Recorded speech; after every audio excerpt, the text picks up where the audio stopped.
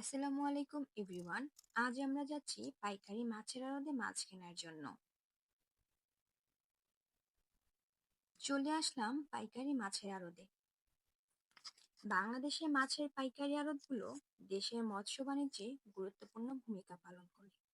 এই আড়তগুলোতে সারা দেশ থেকে মাছ সংগ্রহ করে পাইকারি দামে বিক্রি করা হয়, যা পরবর্তীতে খুচরা বিক্রেতা ও ভোক্তাদের কাছে পৌঁছে দেয়। এখানে ছোট থেকে বড় সব ধরনের মাছ পাওয়া যায়। এই পাইকারি মাছের আড়তটি সাভার আশুলিয়া বাইপাইলে।